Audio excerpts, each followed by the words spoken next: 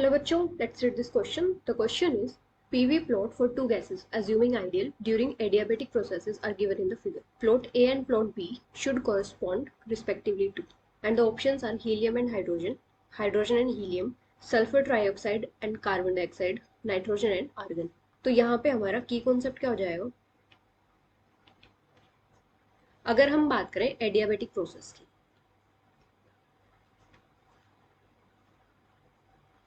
तो adiabatic process में क्या होता है, जो सिस्टम और सराउंडिंग होता है उसके बीच में कोई भी हीट एक्सचेंज नहीं होता. No heat exchange between system and surrounding. मतलब यहाँ पे जो हीट होता है Q वो जीरो होता है. अभी एडियाबेटिक प्रोसेस के लिए हमारे पास क्या एक्सप्रेशन होता है?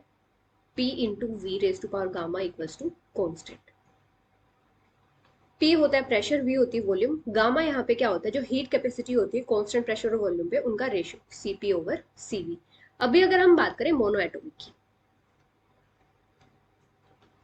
तो मोनोएटॉमिक के लिए जो Cv होता है, heat capacity at constant volume, ये कितनी होती है? 3R/2.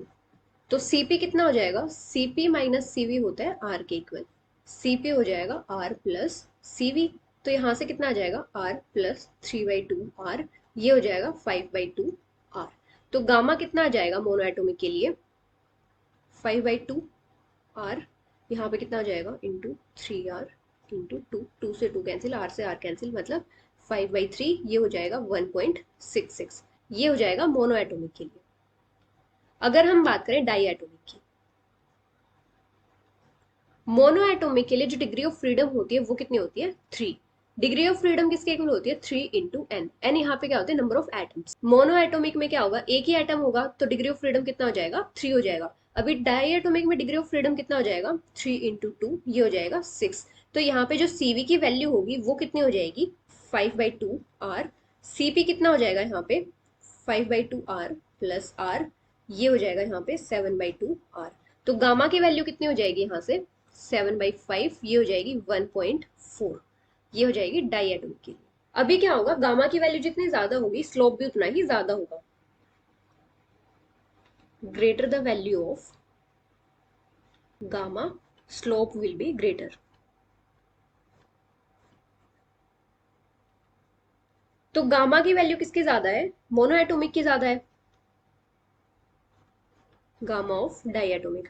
तो इसका मतलब मोनोएटॉमिक का जो स्लोप होगा वो भी ज्यादा होगा. Slope of monoatomic will be greater. अभी ग्राफ में क्या है? जो बी स्लोप है ये क्या है? ए से ज्यादा है. मतलब ये क्या है? इतना ही स्टीप है. तो जो स्लोप बी है ये ग्रेटर देन है स्लोप ए. तो इसका मतलब जो बी होगी ये मोनोएटॉमिक होगी और ए क्या हो जाएगी? डाईएटॉमिक.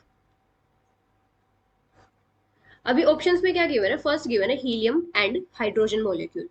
तो मतलब ए क्या है? हीलियम है, लेकिन ए यहाँ पे क्या होना चाहिए? डाईएटॉमिक होना चाहिए, तो ये इनकरेक्ट है. सेकंड है हाइड्रोजन एंड हीलियम, तो ये करेक्ट है, मतलब जो बी होगा वो मोनोएटॉमिक और ए डाईएटॉमिक. सी क्या है? टेट्राएटॉमिक है. सी में क्या है? सल्फर ट्राइऑक्साइड और कार्बन डाइऑक्साइड, तो ये भी इनकरेक्ट है.